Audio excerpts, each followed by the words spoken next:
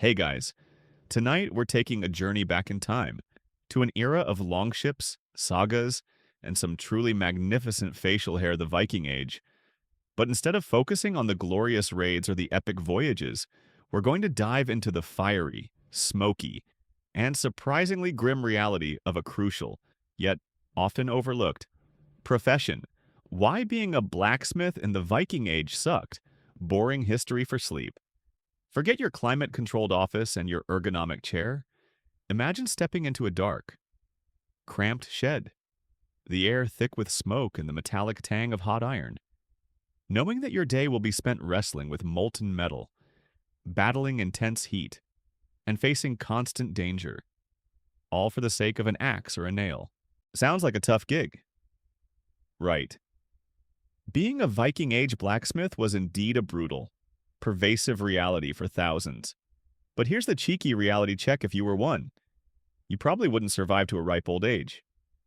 At least, not without some serious lung damage, a missing finger or two, and a perpetual ringing in your ears. So, before you get comfortable, take a moment to like the video and subscribe, but only if you genuinely enjoy what I do here. Also, let me know where you're tuning in from and what time it is for you right now. Now, dim the lights. Maybe turn on a fan for that soft background hum, and let's ease into tonight's journey together. Your journey into the brutal world of a Viking Age blacksmith begins with the most fundamental and relentless sensory assault, the intense heat forge, constant sweat. Forget comfortable temperatures and climate control in this primeval workshop. Your very existence was a constant battle against blistering temperatures, a perpetual drenching in your own perspiration. As you wrestled with the very element of fire itself, imagine the oppressive, radiating heat that immediately assaulted your skin the moment you stepped into the smithy. The air shimmering above the coals, and the way sweat instantly began to trickle down your temples. This was the omnipresent reality of the intense heat. Your entire working day revolved around the forge, a roaring inferno designed to superheat iron to glowing, pliable temperatures. You couldn't escape it. Your craft demanded its constant presence, making the workshop a veritable sauna, even on the coldest Nordic days. You were not just a craftsman, you were a human furnace tender, perpetually at the mercy of the fiery heart of your trade. It's like being a world-class chef today, but your oven is never turned off. It's about 200 degrees Celsius, and you're making swords instead of soufflés.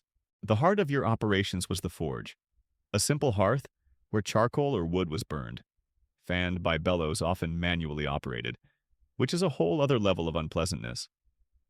But we'll get to that. To transform raw iron into a usable tool or weapon, you had to heat it until it was glowing orange or yellow, sometimes even near white hot. Imagine leaning over that inferno, the heat scorching your eyebrows, feeling the intense radiant energy baking your face and arms, and watching the metal change color as it absorbed the incredible heat. This wasn't just warm, it was searing, relentless heat that penetrated everything. This meant you were in a state of constant sweat, even in winter. The heat from the forge, combined with the extreme physical exertion, we'll get to that too, would quickly drench you. Your leather apron would become stiff with dried salt, and your hair would be plastered to your forehead. Imagine the steady drip of sweat into your eyes, stinging and blurring your vision, the heavy, damp feel of your clothing clinging to your body, and the relentless thirst that would plague you throughout the day. It's enough to make you wish for a simple desk job, or perhaps just a very large ice bath. This intense heat was not just an inconvenience, it was a fundamental aspect of the blacksmith's suffering, a pervasive environmental factor that defined the very atmosphere of their arduous working lives. It contributed to dehydration, fatigue, and generally made an already demanding job even more grueling. One mainstream historical fact that powerfully illustrates this constant heat is the archaeological evidence of Viking Age smithies, which typically feature a central hearth or forge area, often with slag heaps indicating sustained high-temperature ironworking, confirming the continuous operation of these intense heat sources. A particularly quirky or fringe tidbit is that some Viking Age blacksmiths, particularly those in northern regions, would reportedly have small, rough-hewn wooden buckets of snow or ice, if available, placed strategically near their work area, not just for cooling tools, but for quick, desperate plunges of their faces or hands to momentarily escape the overwhelming heat. Imagine dunking your head in a bucket of snow to cool off during your workday. It certainly highlights the extreme measures they took for relief. Historians still argue whether the constant exposure to intense heat in Viking Age smithies primarily contributed to a unique resilience and physical hardening of the blacksmiths, making them exceptionally tough individuals, or if it instead led to significant, chronic heat-related illnesses and shorter lifespans, demonstrating a brutal toll on the human body. Did it make them stronger, or just sicker regardless? Your Viking Age life as a blacksmith began and ended with intense heat, a roaring forge, and constant sweat. So, your Viking Age life as a blacksmith began and ended with intense heat, a roaring forge, and constant sweat. But the heat was just one part of the equation. The other, equally relentless aspect of your workday was the sheer, brutal physical demand, physical labor hammering, endurance demands. Forget gentle taps and automated machinery. In this primeval workshop, every single piece of metal you shaped required immense strength, repetitive force, and a tireless constitution, making your muscles ache and your bones vibrate with every blow. Imagine the rhythmic clang of hammer on anvil, the powerful swing of your arm, and the deep burn in your shoulders and back that never quite faded. This was the omnipresent reality of physical labor, to transform a glowing piece of raw iron heated in that intense forge. Remember, into a functional axe head or a sturdy nail, you had to hit it repeatedly, with immense force, shaping it stroke by powerful stroke. This wasn't just work, it was a full-body workout, performed for hours on end, day after day, year after year. You were not just a craftsman, you were a human forging machine, relying entirely on your own strength and stamina. It's like being a modern-day Olympic weightlifter, but your weights are red-hot metal, and your training is simply your daily grind. The core of your work was hammering. You'd grasp your hammer, often a heavy, unwieldy tool, and deliver precise, powerful blows to the glowing metal resting on the anvil. Each strike deformed the iron, forcing it into the desired shape. Imagine the jarring impact traveling up your arm with every blow, the reverberation rattling through your bones, and the intense focus required to strike true. Missing the mark could ruin the piece or injure yourself. This wasn't just about brute force, it was about controlled, powerful repetition, requiring a deep understanding of how the metal responded to each impact. This demanding process meant extreme endurance demands. You wouldn't just hit the metal a few times, you would pound it for minutes, then reheat it, then pound it again, repeating the cycle countless times for each individual item. Building a sword, for instance, might involve thousands of hammer blows. Imagine the burning sensation in your muscles as fatigue set in.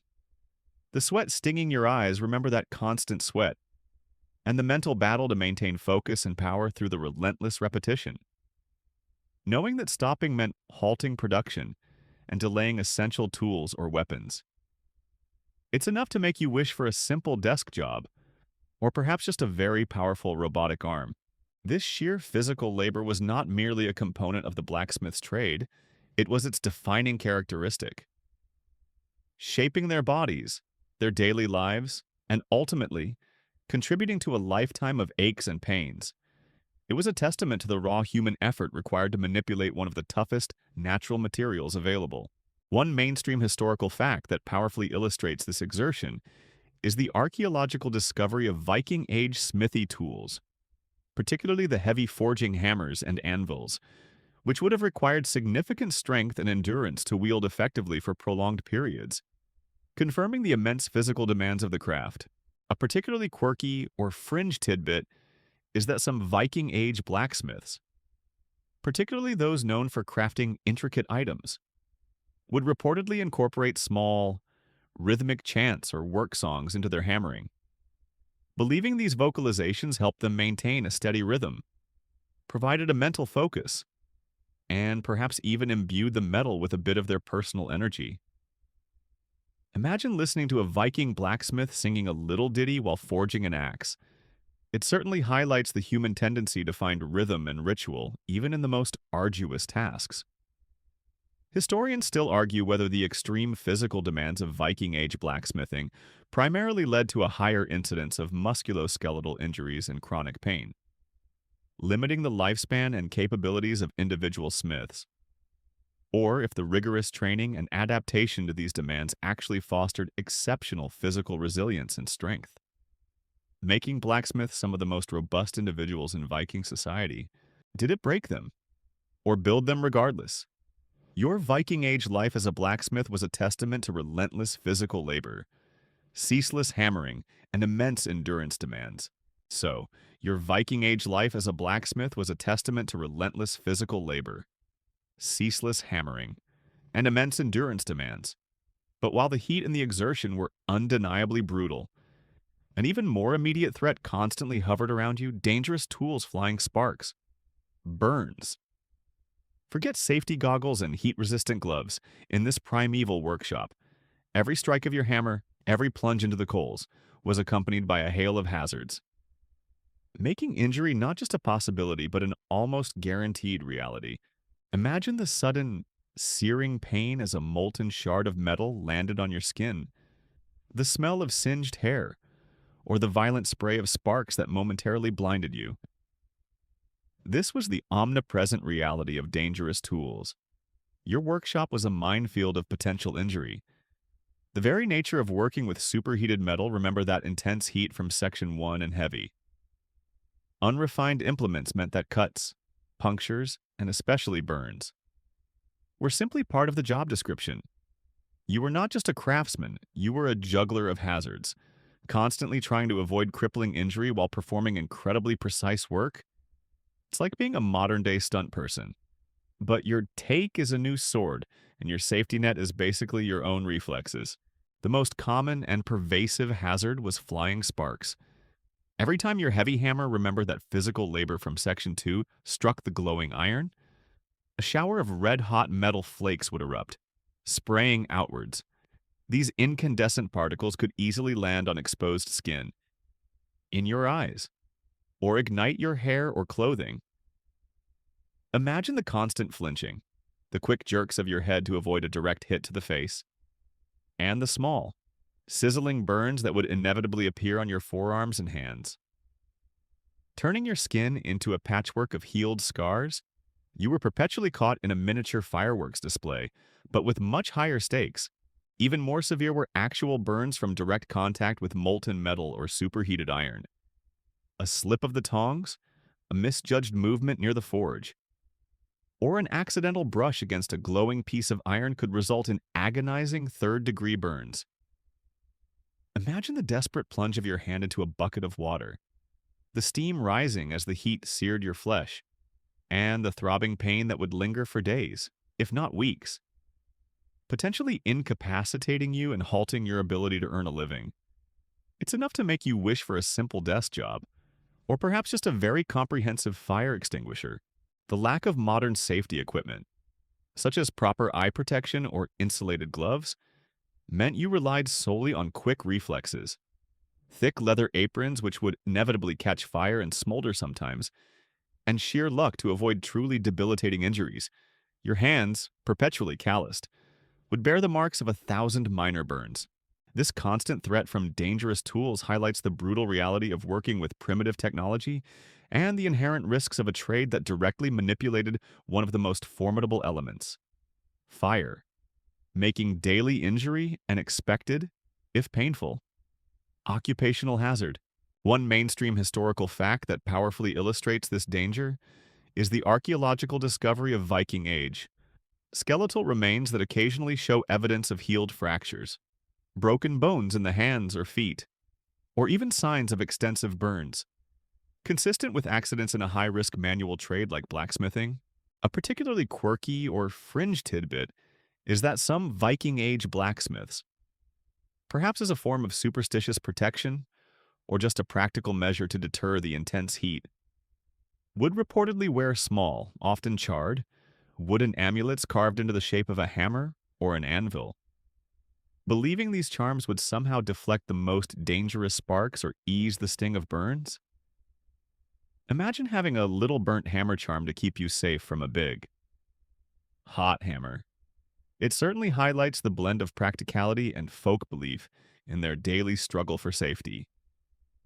Historians still argue whether the constant exposure to flying sparks and severe burns primarily led to a higher incidence of disabling injuries and premature deaths among Viking Age blacksmiths, demonstrating the extreme hazards of the profession, or if their bodies became remarkably resilient and adapted to these chronic injuries over time, allowing them to continue their demanding craft despite constant physical suffering. Did it maim them, or just toughen them? Regardless, your Viking Age life as a blacksmith was a perpetual dance with dangerous tools, dodging flying sparks, and enduring constant burns. So, your Viking Age life as a blacksmith was a perpetual dance with dangerous tools, dodging flying sparks, and enduring constant burns. But beyond the visible dangers, a more insidious threat silently permeated your workspace, attacking your most vital function: smoke and fumes. Poor ventilation, lung issues. Forget fresh air and exhaust fans in this primeval workshop. Every breath you took was laden with hazardous particles and noxious gases, making respiration a chronic struggle and guaranteeing long-term health deterioration. Imagine the thick, acrid haze that perpetually hung in the air, stinging your eyes, burning your throat, and filling your lungs with every shallow breath. This was the omnipresent reality of smoke and fumes, your forge. While providing the essential heat for your work, remember that intense heat from Section 1 also generated a constant plume of byproduct smoke from burning charcoal or wood.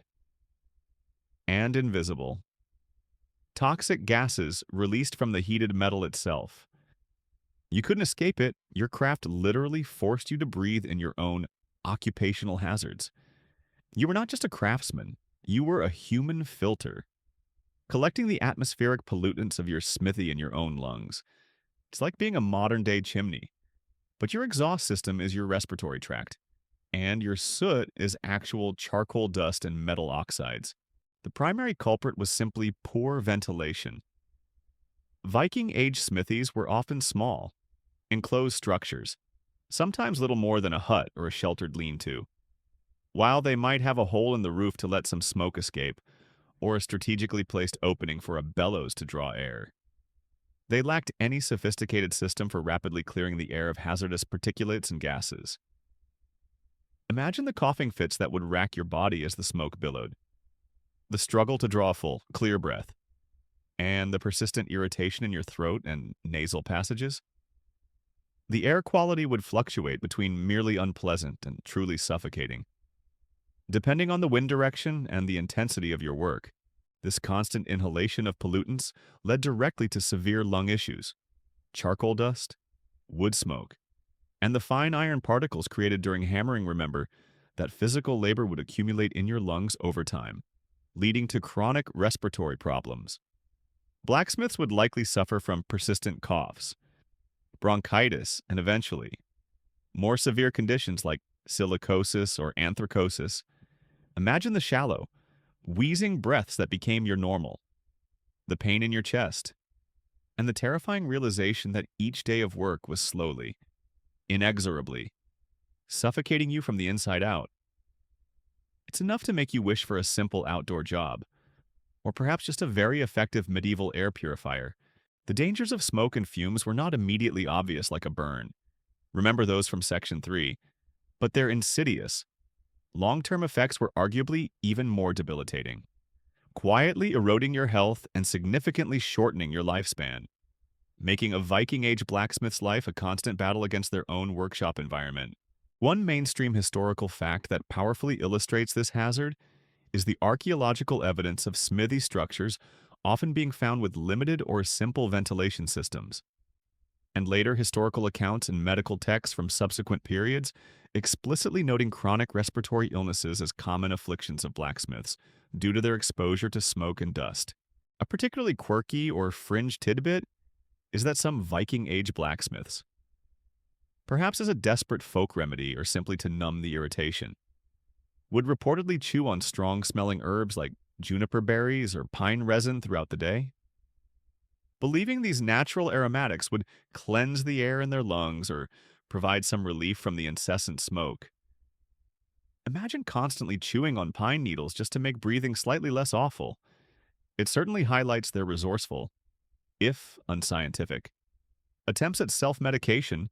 Historians still argue whether the high incidence of lung issues among Viking-age blacksmiths primarily stemmed from the inherent nature of their work and the limitations of primitive technology, making it an unavoidable occupational hazard, or if it was exacerbated by cultural practices, such as smithies often being integrated into living spaces, increasing continuous exposure for the entire household. Did the job kill them? Or did their homes help regardless? Your Viking-age life as a blacksmith was a perpetual struggle against smoke and fumes, suffering from poor ventilation and leading to inevitable lung issues. So, your Viking-age life as a blacksmith was a perpetual struggle against smoke and fumes, suffering from poor ventilation and leading to inevitable lung issues. But while your lungs were silently taking a beating, another vital sense was under constant, direct assault eye strain glare, vision damage. Forget prescription glasses and protective eyewear. In this primeval workshop, your eyes were perpetually exposed to blinding light and flying debris, making vision impairment not a possibility, but a painful, progressive certainty. Imagine the intense, blinding brilliance of white-hot iron, the momentary spots dancing in your vision after looking away, and the gradual blurring of the world around you. This was the omnipresent reality of eye strain. Your craft demanded constant, direct observation of superheated metal. Remember that intense heat from Section 1, requiring you to stare into the heart of the forge and at glowing pieces of iron on the anvil. This wasn't just uncomfortable, it was actively damaging to your eyes over time, making every day's work a slow erosion of your eyesight. You were not just a craftsman, you were an unwitting sacrifice, trading your long-term vision for the immediate necessity of shaping metal. It's like being a modern-day photographer, but your flash is 1,000 times brighter, and you're staring directly into it for hours on end. The primary culprit was the relentless glare. When iron is heated to forging temperatures, it emits an incredibly intense, almost blinding light, particularly in the dark confines of a smithy. Your eyes would be constantly adjusting, struggling to cope with the extreme contrast between the incandescent metal and the dimly lit surroundings. Imagine the aching fatigue behind your eyes, the constant squinting to try and discern the subtle color changes in the metal, which indicate temperature and workability, and the persistent afterimages that would float in your vision long after you looked away. This was a daily assault on your optic nerves, a constant reminder of the visual demands of your trade. Beyond the glare, vision damage was an almost inevitable consequence. Prolonged exposure to intense infrared and ultraviolet radiation from the glowing metal, combined with the constant threat of flying sparks and bits of scale, remember those dangerous tools from Section 3, would progressively impair your eyesight? Cataracts, impaired night vision, and general blurring would become common afflictions. Imagine the terrifying realization that your once sharp vision was slowly fading, making precise work more difficult and increasing your risk of accidents. It's enough to make you wish for a simple outdoor job, or perhaps just a very durable pair of Viking-age sunglasses. The lack of any form of eye protection meant that blacksmiths were uniquely vulnerable to both acute injuries and chronic degradation of their vision. Their eyes, crucial for their intricate work, were paradoxically the most exposed and unprotected part of their bodies. Bearing the brunt of the forge's relentless light, this constant eye strain highlights the often unseen, yet debilitating, long-term health consequences of medieval trades, demonstrating how essential sensory functions were slowly sacrificed for the sake of crafting vital goods, making a Viking Age blacksmith's life a literal blur. One mainstream historical fact that powerfully illustrates this hazard is the later historical and medical texts from the medieval and early modern periods that explicitly identify smith's blindness, or forge eye, as a common occupational ailment among blacksmiths. Describing symptoms consistent with cataracts and other forms of vision damage from prolonged heat and light exposure, a particularly quirky or fringe tidbit is that some Viking-age blacksmiths, in an attempt to protect their eyes, would reportedly mix soot with animal fat to create a crude anti-glare paste that they would smear around their eyes. Similar to how athletes use eye black today, believing this would reduce the glare from the forge. Imagine smearing animal fat and soot around your eyes for a clearer view. It certainly highlights their resourceful, if rudimentary, attempts at occupational safety. Historians still argue whether the high incidence of vision damage among Viking-age blacksmiths primarily limited their productive working life, forcing them into early retirement or less demanding roles, or if smiths adapted by developing other sensory skills, such as feeling the temperature of the metal by touch or relying more on the sound of the hammer. To compensate for their deteriorating eyesight, did it end their careers or just change their methods? Regardless, your Viking-age life as a blacksmith slowly chipped away at your vision, enduring constant eye strain from relentless glare, leading to inevitable vision damage. So, your Viking-age life as a blacksmith slowly chipped away at your vision, enduring constant eye strain from relentless glare, leading to inevitable vision damage.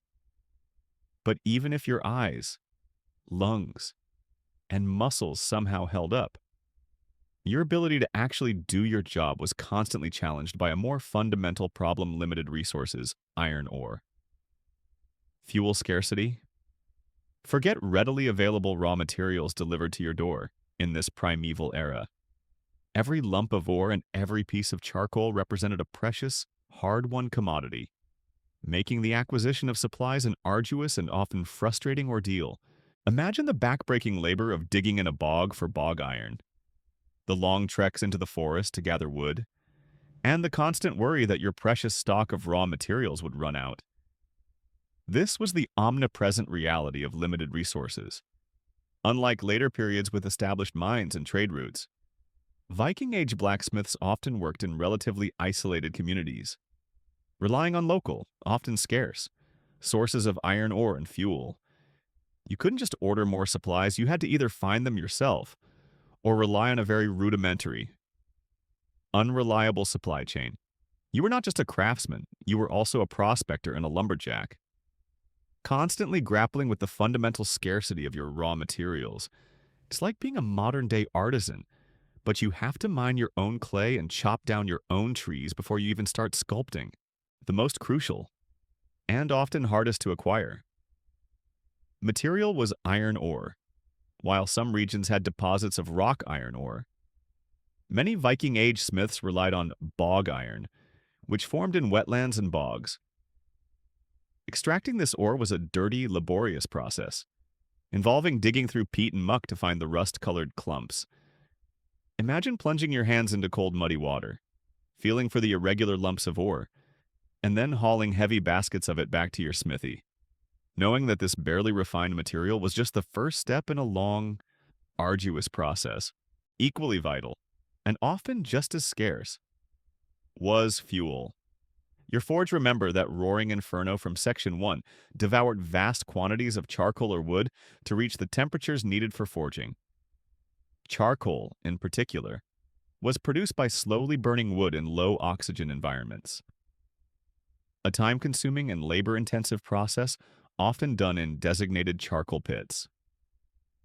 Imagine the constant worry about your woodpile diminishing, the long treks into the forest with an axe to fell trees, or the meticulous stacking of wood for charcoal production, knowing that without fuel, your forge would go cold and your livelihood would cease.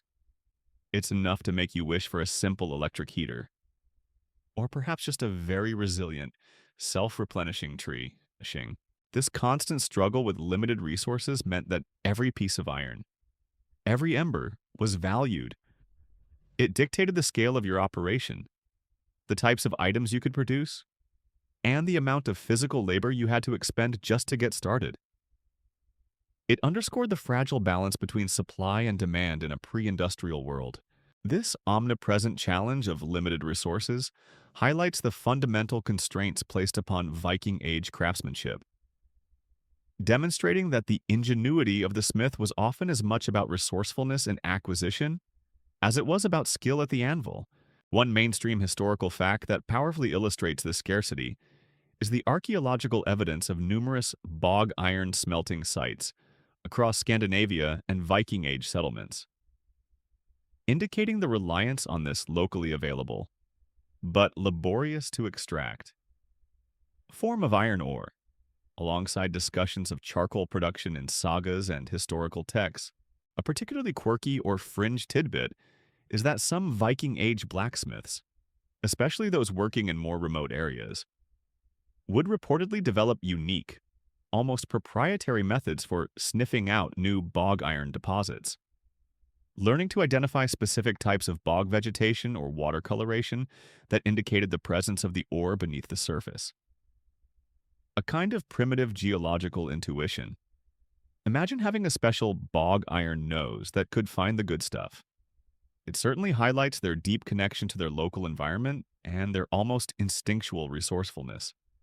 Historians still argue whether the scarcity of high-quality iron ore in the Viking Age primarily limited the scale and sophistication of iron production, leading to a focus on smaller, utilitarian items, or if it instead stimulated innovation in smelting techniques and resource management. Pushing smiths to extract every possible ounce of usable metal from poorer sources, did it restrict their craft or make them more clever? Regardless, your Viking Age life as a blacksmith was perpetually constrained by limited resources. Battling iron ore and fuel scarcity? So, your Viking Age life as a blacksmith was perpetually constrained by limited resources. Battling iron ore and fuel scarcity?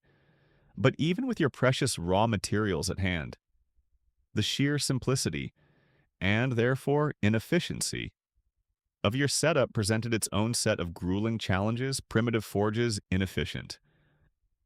Laborious setup. Forget automated air blasts and temperature controls. In this primeval workshop, your tools for heat were crude, your methods basic, and every step of preparing your forge for work was an additional layer of backbreaking, time-consuming effort. Imagine the tedious process of getting the coals hot enough, the constant adjustments to the bellows, and the way your simple hearth often struggled to maintain a consistent temperature. This was the omnipresent reality of primitive forges, unlike later, more advanced smithies. Viking Age forges were relatively rudimentary structures. Remember those archaeological findings from Section 1. Often just a stone-lined pit or a raised hearth. They lacked the sophisticated airflow control and thermal efficiency of subsequent designs, meaning you had to work harder and longer just to get the metal to the right temperature. You were not just a craftsman, you were also a furnace operator, constantly battling the limitations of your own basic technology. It's like being a modern-day chef, but your oven is a campfire, and you have to personally blow on the flames to get it hot enough. These forges were inherently inefficient. Much of the heat generated would dissipate into the air rather than being focused on the iron. This meant you needed more fuel. Remember that fuel scarcity from Section 6, and it took longer to heat the metal to the desired temperature. Imagine the frustration of waiting as a piece of iron slowly changed from dull red to orange, knowing that precious time and even more precious charcoal were being consumed by the inefficient heating process. This wasn't a quick pop-in. Pop-out, it was a slow, deliberate dance with fire, testing your patience as much as your strength. The laborious setup was another constant burden. Before you could even strike your first blow, remember that intense physical labor from Section 2. You had to prepare the forge. This involved building a fire, arranging the fuel, charcoal, or wood, and, crucially, manually operating the bellows. These bellows, often made of leather and wood, required constant pumping to deliver air to the fire, raising its temperature. Imagine the rhythmic, almost hypnotic motion of pumping the bellows. Feeling the strain in your arm and shoulder, the hiss and roar of the fire responding to your efforts. Knowing that if you stopped, the coals would cool, and your metal would lose its malleability. It's enough to make you wish for a simple gas stove, or perhaps just a very tireless apprentice to pump for you. This constant battle with primitive forges meant that a significant portion of your day was spent not on crafting, but on simply maintaining the necessary conditions for your work. It added another layer of physical and mental exhaustion to an already demanding profession, emphasizing the brute force and persistence required for Viking Age metallurgy. One mainstream historical fact that powerfully illustrates this inefficiency is the archaeological evidence of early bellows designs from the Viking Age, which, while effective, were manually operated and relatively small, requiring continuous human effort to maintain the high temperatures necessary for forging. Especially compared to later water-powered or larger mechanized bellows, a particularly quirky or fringe tidbit is that some Viking Age blacksmiths, particularly those aiming for exceptionally hot fires, would reportedly incorporate small, carefully selected porous stones like pumice or certain types of volcanic rock into their forge beds, believing these stones would somehow store and re-radiate heat more efficiently. A primitive attempt at thermal insulation. Imagine picking just the right pebble to make your fire hotter. It certainly highlights their intuitive, albeit unscientific, understanding of heat dynamics. Historians still argue whether the limitations of primitive forges primarily restricted the complexity and scale of iron objects produced in the Viking Age, forcing smiths to focus on utilitarian rather than ornate items, or if the very challenges of these basic setups actually spurred greater craftsmanship and ingenuity. As smiths had to master every nuance to achieve superior results despite their crude tools, did it hinder their art or hone it regardless? Your Viking Age life as a blacksmith was a constant struggle with primitive forges, battling their inefficiency and enduring their laborious setup. So, your Viking Age life as a blacksmith was a constant struggle with primitive forges, battling their inefficiency and enduring their laborious setup. But all that back-breaking effort, all that sweat and heat, culminated in perhaps the most demanding and high-stakes aspect of your trade crafting weapons, demanding precision. High stakes. Forget simple nails and sturdy tools in this primeval era. The items you forged could mean the difference between life and death on the battlefield, making every hammer blow a testament to meticulous skill and unforgiving consequences. Imagine the focused intensity as you hammered a blade, shaping its edge to lethal sharpness, or the chilling realization that a flaw in your work could cost a warrior their life in battle. This was the omnipresent reality of crafting weapons. Viking warriors relied utterly on the quality of their swords, axes, and spearheads. A poorly made weapon could shatter, bend, or fail at the most crucial moment, leading to defeat and death. Your reputation, and indeed your safety within the community, often depended on your ability to produce reliable, deadly armaments. You were not just a blacksmith, you were an armorer, a silent partner in every raid and every defense, whose craftsmanship could determine the fate of battles.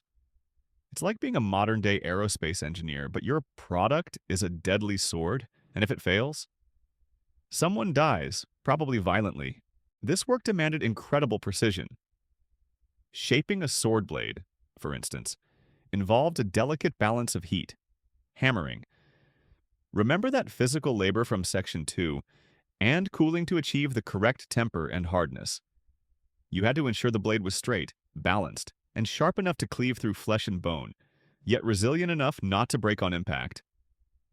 Imagine the thousands of hammer blows required to refine a raw iron bar into a gleaming, functional sword, constantly checking its alignment, feeling its balance, and ensuring its perfect taper. knowing that one wrong stroke could ruin weeks of effort and valuable materials? Remember limited resources? The high stakes were ever present. A warrior might commission a sword for a pivotal battle or an upcoming raid. Their life, and perhaps the success of the entire expedition, depended on your craftsmanship. Imagine the weight of that responsibility, knowing that the quality of your steel and the integrity of your forging would be tested not in a controlled environment, but in the brutal chaos of combat. A reputation for shoddy weapons would ruin your business. But more importantly, it could lead to ostracization or worse. If a warrior died due to your faulty work, it's enough to make you wish for a simple life making horseshoes, or perhaps just a very forgiving quality control department. The creation of legendary Viking weapons, like the Ulfbert swords, speaks to the incredible skill and specialized knowledge possessed by some blacksmiths, but also hints at the rarity of such perfection and the difficulty of achieving it with primitive methods. This incredibly demanding task of crafting weapons highlights the specialized skill and immense pressure faced by Viking Age blacksmiths, demonstrating that their expertise was often the linchpin of a warrior society's military might and individual survival. One mainstream historical fact that powerfully illustrates this demanding craft is the archaeological discovery of numerous high-quality Viking Age weapon swords.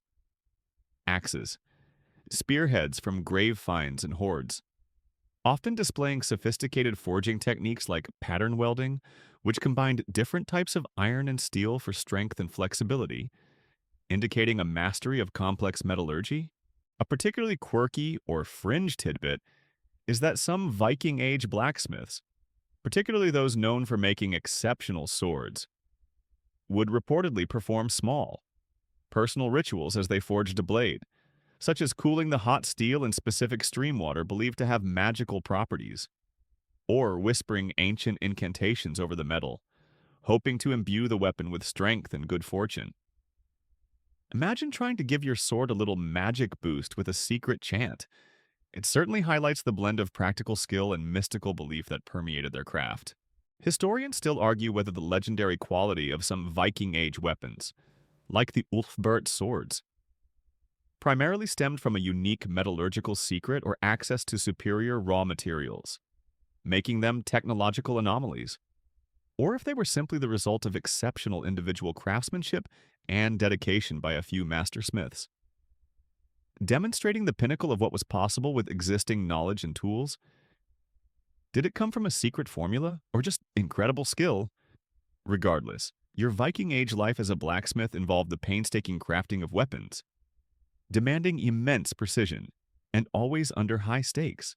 So, your Viking Age life as a blacksmith involved the painstaking crafting of weapons, demanding immense precision and always under high stakes. But whether it was a battle axe or a simple farming tool, the work never truly ceased. You faced a relentless, often overwhelming flow of orders, constant demand tools, repairs, fast pace. Forget quiet periods and leisurely schedules in this primeval economy. Every household, every farm, and every longship needed your expertise, making your days a blur of ceaseless hammering and urgent deadlines. Imagine the pile of broken implements waiting for your attention, the impatient farmer at your door needing a plowshare repaired, or the hurried request for new rivets for a ship. This was the omnipresent reality of constant demand. As the community's sole or primary metalworker, virtually every piece of metal in their world, from agricultural implements to domestic utensils, from building components to, of course, weapons. Remember those high-stakes creations from Section 8 either came from your forge or relied on your ability to repair it. You couldn't afford to be idle. Your community's functionality depended on your continuous output. You were not just a craftsman, you were an essential service provider. Perpetually inundated with the metallic needs of your entire village, it's like being a modern-day emergency plumber, but for everything made of metal. And your service calls happened all day, every day. The sheer variety of items you produced was staggering. Farmers needed scythes, sickles, and plowshares. Carpenters needed axes, chisels, and nails. Households needed knives, cooking implements, and hinges, and warriors, of course, constantly needed new weapons and armor maintenance. This meant a continuous stream of orders for tools, large and small, simple and complex. Imagine shifting from forging a heavy axe head to carefully crafting a delicate fishhook, then immediately to pounding out dozens of nails, each requiring a different technique and focus, all within the span of a single arduous day. Beyond new items, a significant portion of your work involved repairs. Metal was precious. Remember that scarcity of iron ore and replacement was often less desirable than repair. Broken axes, bent spearheads, worn-out plowshares all found their way to your anvil. Imagine carefully reheating a cracked tool, trying to weld it back together, or painstakingly straightening a bent piece of iron, knowing that the success of a farmer's harvest, or a warrior's weapon, might depend on your ability to salvage a damaged item. This led to an unrelenting, fast pace. There was little time for rest or lengthy breaks. The forge needed to be kept hot. Remember those primitive forges and their laborious setup? The hammer kept swinging, and the backlog of work constantly addressed. You were often working from dawn until dusk, pushing your physical limits. Remember that intense physical labor, all to keep up with the insatiable needs of your community. It's enough to make you wish for a simple life as a shepherd, or perhaps just a very reliable production line. This constant demand highlights the indispensable role of the blacksmith in Viking Age society, demonstrating that despite the brutal conditions, their unique skills were absolutely vital to the daily functioning and strategic needs of their communities, making them perpetually busy and crucial figures. One mainstream historical fact that powerfully illustrates this constant demand is the archaeological ubiquity of iron tools and implements found at virtually all Viking Age settlement sites, from farms to market towns, indicating the widespread reliance on forged metal goods for daily life, agriculture, and warfare. A particularly quirky or fringe tidbit is that some Viking Age blacksmiths, to help manage the overwhelming flow of requests, would reportedly keep small, symbolic tally sticks or notched bones near their anvil, each notch representing a specific order or a piece to be repaired. A crude but effective system of keeping track of their backlog in a pre-literate society. Imagine looking at a bone with a dozen notches and knowing exactly how many axes you still had to fix. It certainly highlights their practical ingenuity in managing their workload. Historians still argue whether the constant demand for iron goods in the Viking Age primarily drove an incremental, but steady, improvement in forging techniques and metal quality, as smiths refined their skills to increase output, or if it instead led to a focus on speed and quantity over quality, resulting in a wider production of more basic, less durable items to meet urgent needs. Did it improve quality or just increase quantity? Regardless, your Viking Age life as a blacksmith was characterized by constant demand for tools and repairs, dictating a relentless fast pace. So, your Viking Age life as a blacksmith was characterized by constant demand for tools and repairs, dictating a relentless fast pace. But despite being utterly indispensable to your community, and possessing skills that verged on the magical in a world of wood and stone, your social standing often lagged behind your crucial contributions. Low status, manual labor, sooty reputation. Forget accolades and noble recognition in this primeval society. The very nature of your trade, dirty, physical, and often solitary, meant you often occupied a curious, almost paradoxical, position on the social ladder, respected for your craft but sometimes looked down upon for your toil. Imagine the casual disregard from a passing jarl, the slight aversion from a clean-handed farmer, and the ever-present grime that marked you as a man of the forge. This was the omnipresent reality of your low status. While your ability to transform raw earth into gleaming iron, remember those limited resources, was seen as powerful, even mystical. The act of forging itself was manual labor, hard, dirty, and physically draining work. Remember all that hammering and sweat. In a society that might value warriors, landowners, or skilled craftsmen who worked with less dirty materials, Your perpetually soiled hands and sweat-streaked face often placed you below the more clean professions.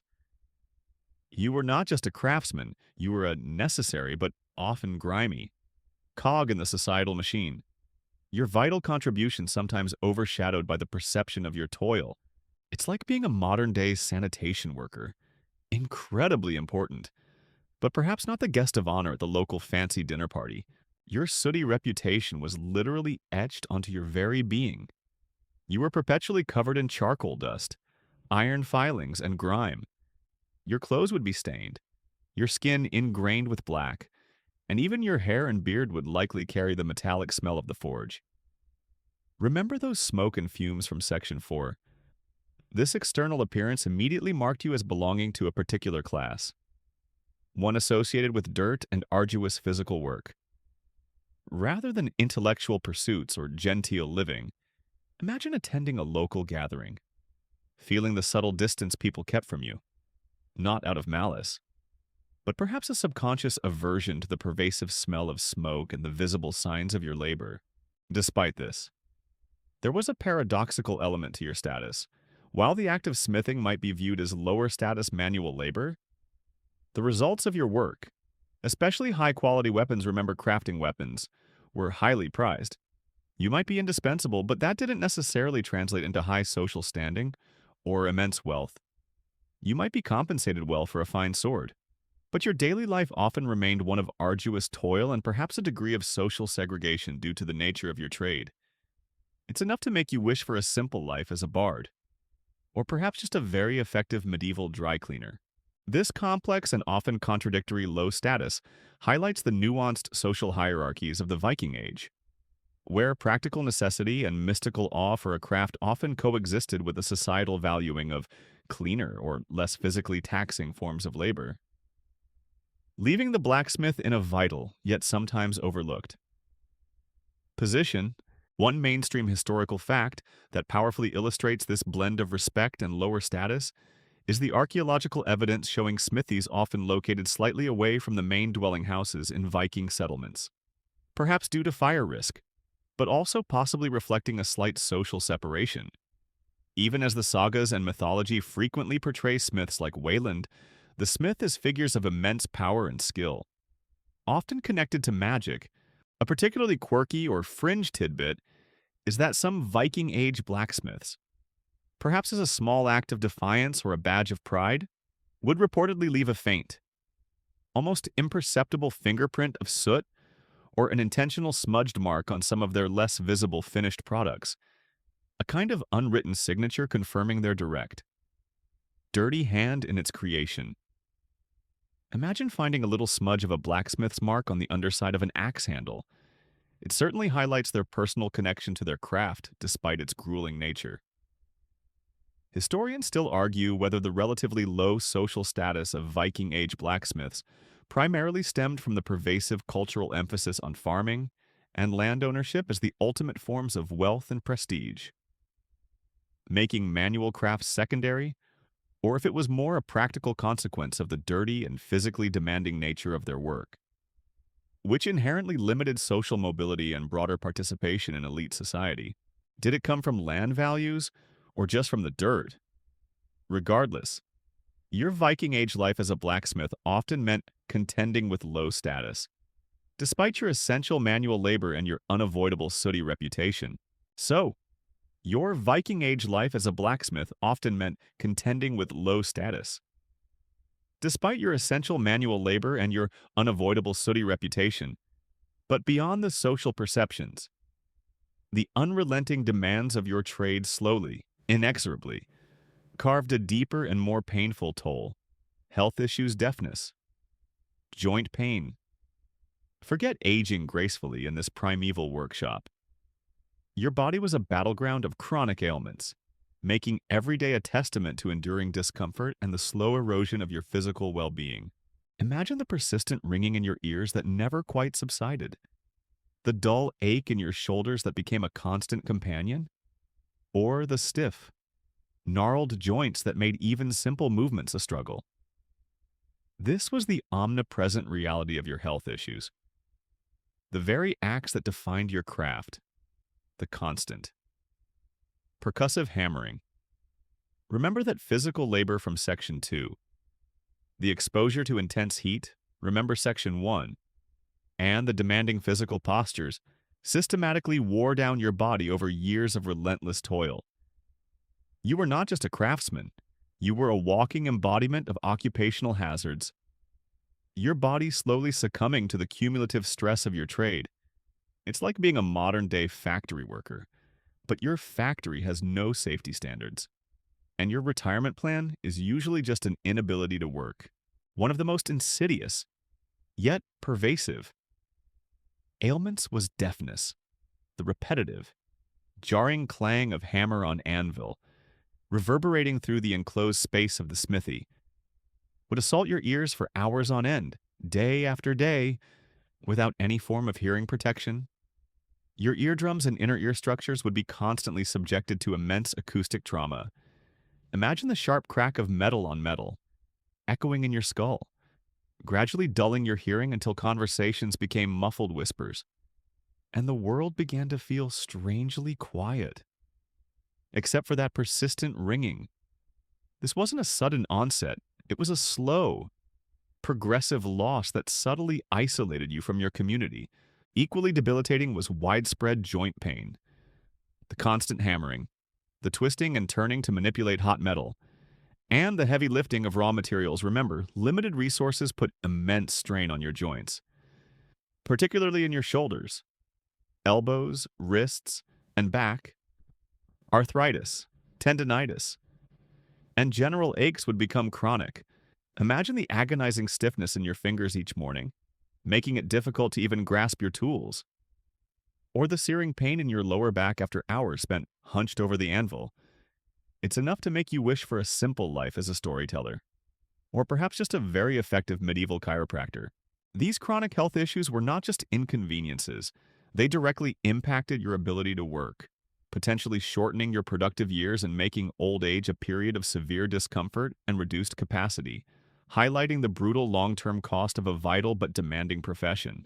One mainstream historical fact that powerfully illustrates these health consequences is the paleopathological analysis of skeletal remains from medieval and Viking age populations, which frequently shows evidence of osteoarthritis, spinal degeneration, and other skeletal markers consistent with chronic, heavy physical labor and repetitive strain.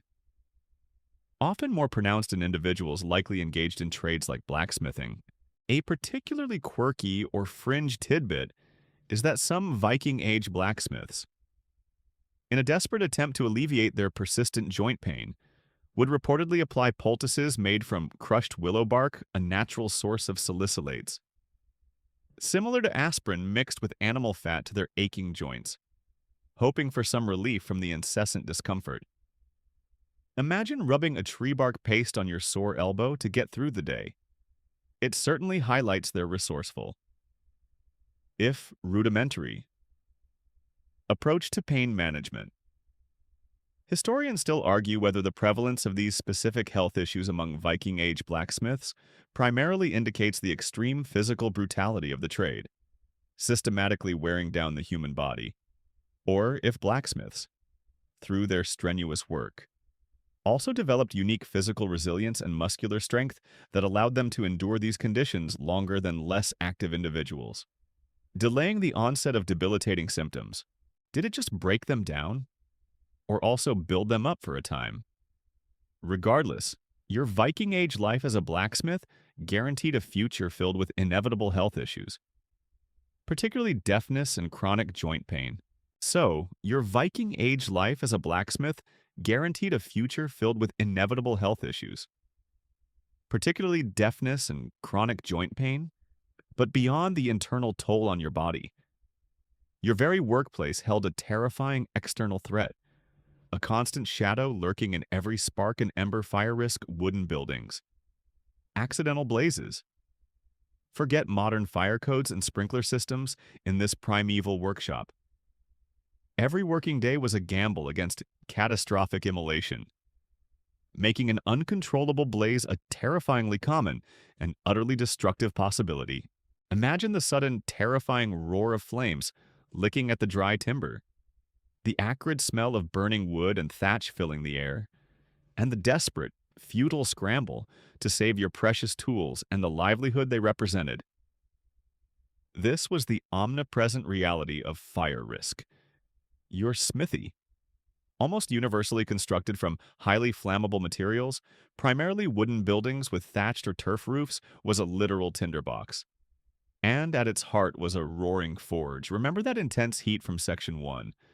Throwing off sparks, remember those dangerous tools from Section 3, and generating immense heat.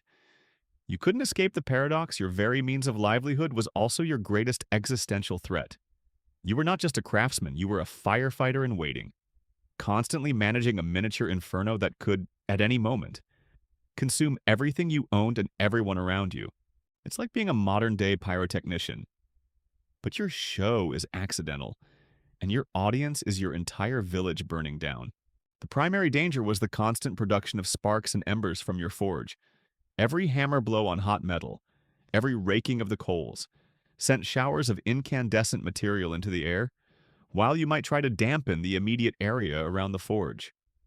A single errant spark, carried by a draft, could land on dry straw, a wooden beam, or a thatched roof, igniting a slow smolder that could quickly escalate into an uncontrollable blaze. Imagine the quick, nervous glances you'd cast towards the roof, the sudden leap to stomp out a smoldering piece of charcoal, and the perpetual anxiety that one moment of inattention could mean utter devastation. Given the construction methods of the time, Viking Age buildings, including smithies and surrounding structures, were incredibly vulnerable to accidental blazes. Once a fire took hold in a wooden, thatch-roofed building, it would spread rapidly, often consuming entire settlements with terrifying speed. Especially if the buildings were closely packed as they often were in villages. Imagine the terrifying sprint from your smithy as the flames engulfed it, the desperate shouts for help, and the heart-wrenching sight of your life's work turning to ash, knowing that entire sections of your village could follow, leaving many homeless and without their vital tools. It's enough to make you wish for a simple fireproof bunker, or perhaps just a very comprehensive Viking Age insurance policy. This pervasive fire risk highlights the fundamental fragility of Viking Age settlements and the constant, terrifying threat posed by uncontrolled flame, making the blacksmith's trade not just physically demanding, but an inherently dangerous occupation that put not only themselves but their entire community at continuous peril. One mainstream historical fact that powerfully illustrates this danger is the archaeological evidence from numerous Viking Age settlement sites, Gudeigi, Hedeby, Birka, where layers of burnt debris are found, indicating repeated destructive fires that consumed large sections of settlements, often attributed to activities like blacksmithing or cooking within flammable structures. A particularly quirky or fringe tidbit is that some Viking Age blacksmiths, perhaps as a desperate preventative measure or a form of superstitious warding, would reportedly bury specific fire-resistant stones like smoothed river stones beneath their forge or near the entrances of their smithies, believing these stones possessed a magical quality to absorb or deflect the fire's destructive power. Imagine placing a special anti-fire rock under your workbench. It certainly highlights their attempts to control unpredictable dangers through ritual and belief. Historians still argue whether the high frequency of fires in Viking Age settlements primarily slowed urban development and promoted a more dispersed settlement pattern, due to the constant need for rebuilding, or if the repeated destruction by fire inadvertently led to innovations in construction techniques and resource management. As communities learn to build more efficiently or gather materials more quickly for reconstruction, did it limit growth or foster resilience? Regardless, your Viking Age life as a blacksmith meant living with the constant fire risk, operating within highly flammable wooden buildings, and facing the terrifying possibility of accidental blazes. So, your Viking Age life as a blacksmith meant living with the constant fire risk, operating within highly flammable wooden buildings, and facing the terrifying possibility of accidental blazes. But even beyond these physical dangers and the relentless demands of your craft, Your profession often came with a less tangible, yet equally pervasive, burden isolation workshop life, social distance. Forget vibrant community gatherings and easy companionship in this primeval society. The very nature of your specialized trade often confined you to a solitary existence, making your days a quiet, often lonely, rhythm of hammer and anvil. Imagine the long hours spent alone in the dim, smoky confines of your smithy, the distant sounds of village life filtering in, but rarely reaching you directly, and the subtle feeling of being set apart from the bustling communal activities. This was the omnipresent reality of your isolation. While other members of the community might gather for shared tasks like farming or fishing, your work was largely a solitary endeavor. You couldn't easily chat with neighbors over the fence or participate in casual communal activities when you were constantly tending a forge and wielding a hammer. Remember that physical labor from Section 2. You were not just a craftsman, you were a reclusive artisan, often physically and socially distanced from the heart of your community. It's like being a modern-day home-based entrepreneur, but your office is hot, loud, dangerous, and your co-workers are inanimate lumps of iron. Your workshop life dictated this solitude. The smithy, often located slightly away from the main dwellings, remember that fire risk from Section 12 was your world. You spent most of your waking hours there. Tending the forge, remember those primitive forges, hammering metal, and focusing intensely on your intricate tasks, while apprentices might sometimes assist. Much of the skilled work required your individual attention and concentration. Imagine the quiet monotony of the days, broken only by the clang of your hammer, the hiss of cooling metal, and the occasional visit from a client or a curious child. This wasn't a job for the gregarious or the easily bored. It demanded a temperament that could endure long stretches of introspection and focused labor. This often led to a degree of social distance.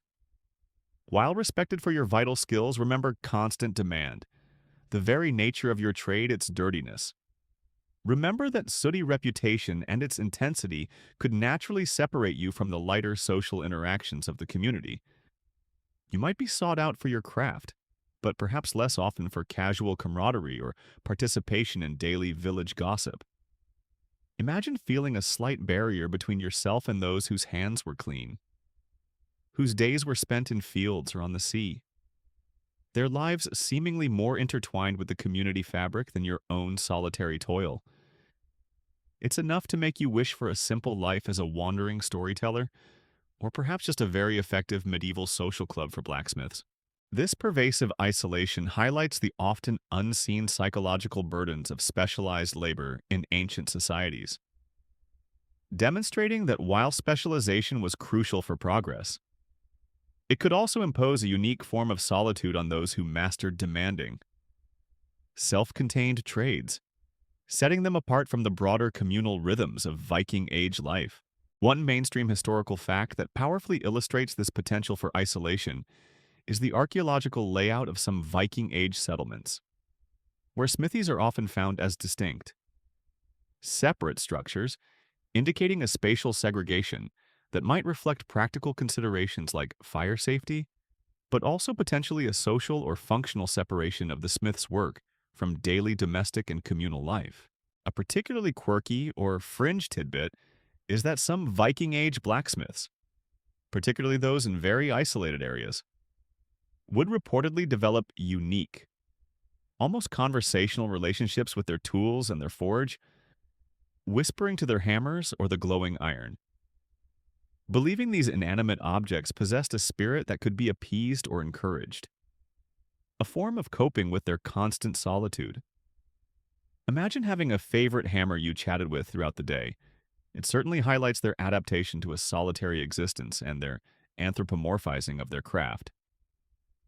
Historians still argue whether the isolation of Viking Age blacksmiths primarily fostered a deeper focus and mastery of their craft, allowing for greater innovation due to fewer distractions, or if it instead contributed to mental fatigue and a sense of detachment, making their demanding lives even more burdensome due to a lack of consistent social support.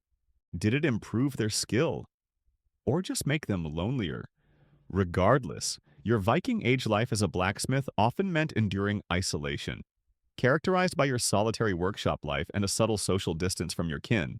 So, your Viking Age life as a blacksmith often meant enduring isolation, characterized by your solitary workshop life and a subtle social distance from your kin.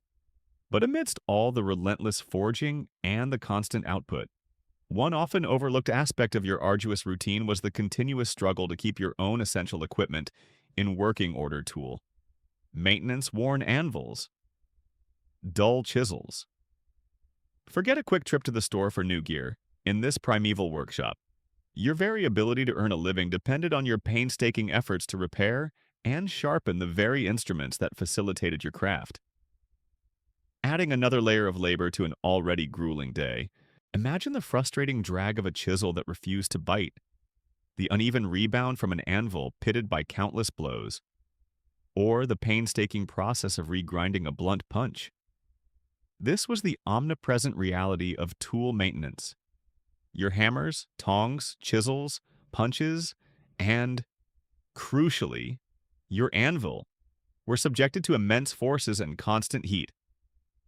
Remember that intense heat from Section 1, meaning they would inevitably wear down, deform, or dull over time. Replacing them was costly and time-consuming. Remember limited resources, so keeping your existing tools in prime condition was paramount. You were not just a craftsman, you were also a toolmaker for yourself, constantly engaging in a cyclical process of creation and repair. It's like being a modern-day mechanic, but your car is your own garage, and you have to make all your own replacement parts from scratch. One of your most valuable and most vulnerable pieces of equipment was your worn anvil. Subjected to countless thousands of hammer blows, remember that physical labor from Section 2. The face of your iron anvil would slowly deform, becoming pitted, grooved, and uneven. This affected the quality of your work, making it harder to forge flat surfaces or sharp edges. Imagine the careful, tedious work of trying to resurface your anvil, perhaps by heating sections of it and hammering out the imperfections, or simply having to learn to work around its flaws. A constant reminder of the wear and tear inherent in your trade. Equally problematic were dull chisels and other cutting or shaping tools. Every time you cut hot metal, the edge of your chisel would soften and dull, punches would lose their sharpness, and tongs might deform under repeated heating and bending. Imagine the frustrating effort of trying to cut a stubborn piece of iron with a blunt chisel, requiring more blows and more effort, or the time spent meticulously sharpening a tool on a grindstone. Feeling the grit of the stone against the metal, knowing that this was time taken away from paid work, but utterly essential for efficiency and quality, it's enough to make you wish for a simple sharpening service, or perhaps just a very durable magic hammer. This constant need for tool maintenance highlights the self-reliant and demanding nature of the Viking Age blacksmith's craft, demonstrating that even the most skilled artisan was perpetually engaged in the upkeep of their own means of production, adding another layer of uncompensated, yet vital, labor to their already brutal daily grind. One mainstream historical fact that powerfully illustrates this necessity is the archaeological recovery of worn-out or broken blacksmithing tools from Viking Age smithy sites, often alongside evidence of repair attempts, or the presence of sharpening stones that show clear signs of extensive use for tool maintenance. A particularly quirky or fringe tidbit is that some Viking Age blacksmiths, particularly those with a reputation for exceptionally sharp chisels, would reportedly keep a small, personal sharpening stone, perhaps a very fine-grained piece of schist, that they believed had a spirit for sharpness, only using it for their most prized tools and never letting anyone else touch it. Imagine having a secret, magical sharpening stone for your best tools. It certainly highlights their personal attachment to their instruments and their belief in the subtle forces at play in their craft. Historians still argue whether the continuous need for tool maintenance primarily hindered the overall output and efficiency of Viking Age smithies. By diverting valuable time and labor away from direct production, or if it instead fostered greater ingenuity in tool design and material selection. As smiths learned to create more durable tools that required less frequent upkeep, did it slow them down or make them smarter? Regardless, your Viking Age life as a blacksmith was a relentless cycle of production and tool maintenance, battling worn anvils and perpetually dull chisels. So, your Viking Age life as a blacksmith was a relentless cycle of production and tool maintenance, battling worn anvils and perpetually dull chisels.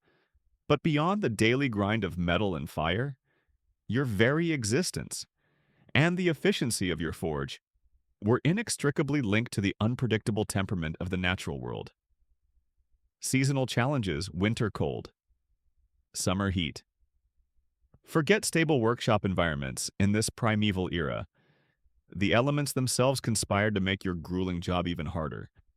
Forcing constant adaptation to the extremes of the Nordic year, imagine the bitter bite of a winter gale seeping through the cracks of your smithy walls, chilling your hands even as the forge roared. Or the stifling humidity of a summer's day, amplifying the forge's already scorching heat. This was the omnipresent reality of seasonal challenges. Unlike indoor, temperature-controlled environments, your smithy, even if it had walls and a roof, was fundamentally exposed to the whims of the weather. The extremes of winter cold and summer heat directly impacted your comfort, your efficiency, and even the very materials you worked with. You were not just a craftsman, you were a human barometer, constantly adjusting your work to the climate's demands. It's like being a modern-day outdoor artisan, but your studio is a leaky shed, and your weather report is literally just stepping outside, in the depths of winter cold. While the forge provided some welcome warmth, remember that intense heat from Section 1. The overall temperature of your smithy would still be brutally low. Your hands, even when working with hot metal, would become stiff with cold, affecting your dexterity and precision. Raw materials like iron ore or charcoal. Remember, limited resources could be frozen solid, making them difficult to handle or prepare. Imagine blowing on your numb fingers between hammer strokes, the steam rising from your breath in the frigid air, and the extra effort required to get the forge up to temperature in the face of piercing winds. It might be warmer inside your immediate workspace, but the rest of your body, and the extremities you needed for fine control, were often in a battle against hypothermia. Conversely, the summer heat presented a different, but equally challenging, set of problems. The forge's intense heat, remember that constant sweat from Section 1 would be amplified by the ambient warmth, turning your smithy into a truly unbearable oven. Dehydration and heat exhaustion would become constant threats. Imagine the oppressive, stifling air, the sweat pouring off you in rivulets, and the desperate need for water as your body struggled to regulate its temperature. Furthermore, the higher humidity might affect the efficiency of your bellows or the drying of your charcoal. It's enough to make you wish for a simple air conditioner, or perhaps just a very long, very cold winter. These seasonal challenges were a pervasive backdrop to every Viking Age blacksmith's life, adding yet another layer of physical discomfort and operational difficulty to an already demanding trade. Forcing continuous adaptation and resilience. One mainstream historical fact that powerfully illustrates this influence is the archaeological evidence from Viking Age settlement patterns, which sometimes shows seasonal shifts in activity or specialized winter-summer workshops, indicating that aspects of daily life, including crafts like smithing, adapted to the changing climatic conditions throughout the year. A particularly quirky or fringe tidbit is that some Viking Age blacksmiths, particularly in winter, would reportedly keep a small, open container of strong, fermented ale or mead near the forge, not just for drinking, but believing the alcohol vaporizing in the heat somehow made the air feel less biting or temporarily numbed their sensitivity to the cold. Imagine drinking a bit of warm beer just to make the freezing workshop bearable. It certainly highlights their resourceful, if perhaps not entirely effective, attempts at coping with the elements. Historians still argue whether the extreme seasonal challenges primarily led to periods of reduced output and dormancy for Viking Age blacksmiths, restricting their annual productivity, or if these challenges instead spurred innovations in smithy design and work methods, making smiths exceptionally adaptable and hardy, able to work effectively year-round despite the environmental extremes. Did it slow down production or make them more clever at adapting? Regardless, your Viking Age life as a blacksmith was a constant battle against seasonal challenges, enduring the relentless winter cold and the suffocating summer heat. Now, let the clang of the hammer fade, the oppressive heat dissipate, and the acrid smoke clear from your mind. No more worrying about dull chisels. No more fearing rogue sparks. And certainly no more endless hammering under a blazing sun or in freezing cold.